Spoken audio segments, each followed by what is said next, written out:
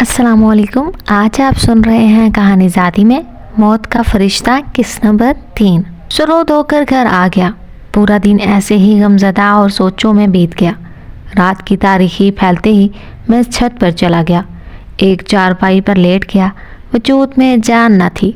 चारपाई पर लेटते ही बुजुर्ग का चेहरा आंखों के सामने घूमने लगा तो आसपास इर्द गिर्द से खौफ आने लगा। यूं लगने लगा कि जैसे अभी बुजुर्ग मेरी मौत का परवाना मेरे हाथ में थमा देंगे।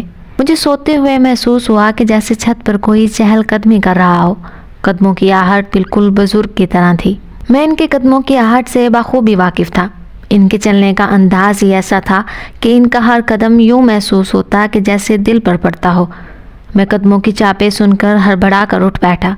छत बिल्कुल खाली थी। नीचे सहन में सभी लोग सो रहे थे। मुझे बुजुर्ग का वजूद दिखाई ना दिया। रात ऐसे ही खौफ में बीत गई। सुबह हुई तो शुक्र अदा किया कि अब मुझे रात की तारीखियों से खौफ आने लगा था।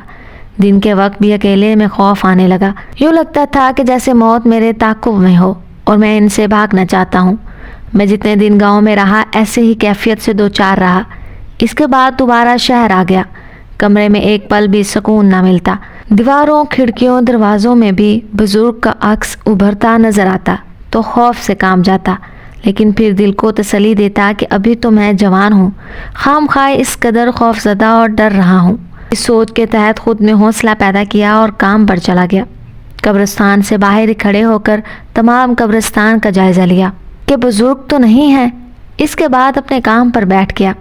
औजार का थैला मखसूस जगह से निकाला, इसे खोला और सामान बाहर निकालने लगा तो मेरा हाथ कागजों से टकराया। दिल को एक झटका लगा। पूरा वजूद लर्जा, लेकिन जब हाथ बाहर निकाला तो हाथों में नोट थे, बिल्कुल नए नोट। बुजुर्ग की बात मुझे याद आ गई। तुम नाम लिखो, पैसे यहाँ मिल जाएंगे। कई लम्हा तक मैं इन नोटों को देखता रहा। इसके बाद अपने बाप के नाम का कुतबा बनाने लगा।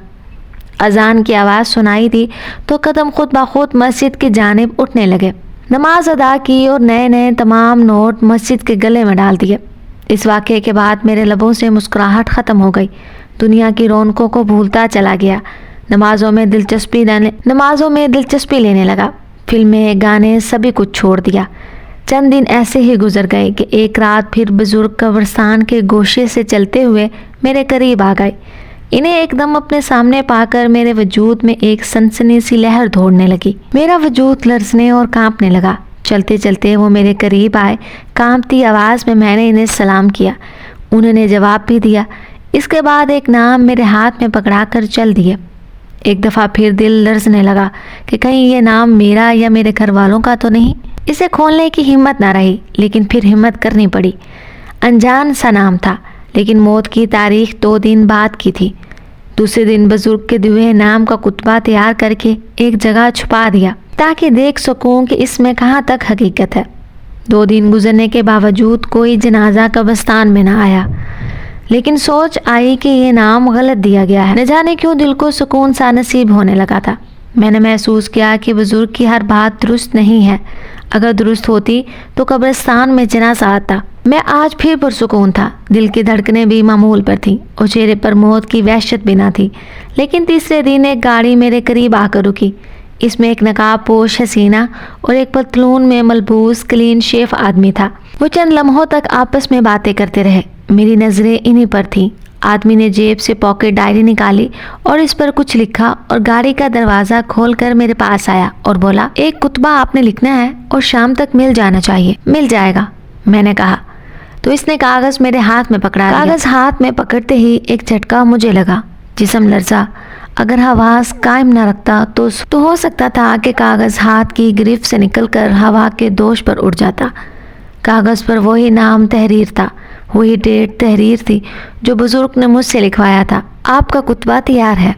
मेरे इन अल्फाज से वो उछला जैसे इसे करंट सा लगा हो। क्या? खुद हवास बसाख्ता होने के अंदाज में बोला तो मैंने झूठ का सहारा लिया कि कोई शख्स ये नाम देखकर चला गया था। साथ ही वो सल निकाली जिसे मैंने छुपा कर रखा था, इसके सामने कर दी। कई लम्हा तक वो कुत्ते को देखता रहा। फिर जेब से पैसे निकालकर मुझे पकड़ाते हुए बोला, इसे गाड़ी में रख दो। तो मैंने वो कुतबा गाड़ी में रख दिया और गाड़ी लम्हों में मेरी नज़रों से ओझल हो गई। اس واقعے کے بعد مجھے پورا یقین ہو گیا کہ قبرستان میں رونما ہونے والا بزرگ انسان نہیں ہے، جن بھوت بھی نہیں، موت کا فرشتہ ہے۔ اس الفاظ میں لرز اٹھا، پھر اٹھ کر تمام قبرستان میں گھوما پھرا، ایک ایک قبر کو چیک کیا کہ کہیں کوئی قبر ایسی تو نہیں کہ جس میں شغاف پڑا ہو اور بزرگ وہاں رہتا ہو، لیکن کوئی ایسی بات دکھائی نہ دی جو میرے دل کو تسلی دیتی۔ اس واقعے نے مجھے دنیا والوں سے بالکل جدا کر دیا۔ مجھے دنیا کی رونقیں پھیکی پھیکی دکھائی دینے لگی۔ لوگوں کو مسکراتا کہہ کے لگاتا دیکھتا تو چیخنے کو جی چاہتا کہ مسکرانے والوں، کہہ کے لگانے والوں، اپنی موت کو یاد کرو، جو کسی وقت کسی لمحہ بھی تمہیں پکڑ سکتی ہے۔ تم لوگ دنیا کے پیچھے بھاگ رہے ہو جبکہ موت تمہارے پیچھے بھاگ رہی ہے، لیکن خاموش ہو جاتا۔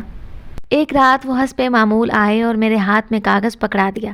کاغذ ہاتھ میں پکڑتے ہوئے میں انہیں جاتا دیکھتا رہا۔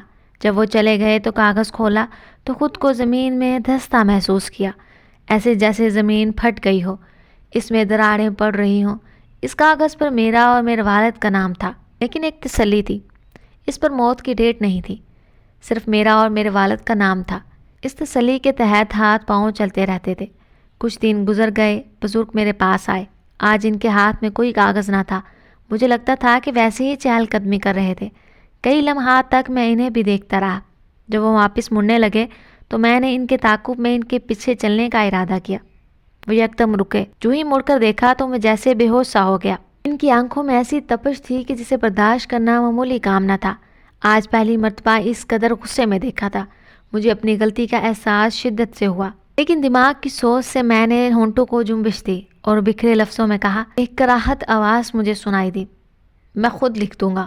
اس کے بعد وہ چل دیے اور دور اندھیرے میں کہیں روپوش ہو گئے۔ امید ہے کہ یہاں تک آپ کو کہانی اچھی لگی ہوگی۔ ملتے ہیں آخری قسط میں اگلے ہفتے، تب تک کے لیے اللہ حافظ۔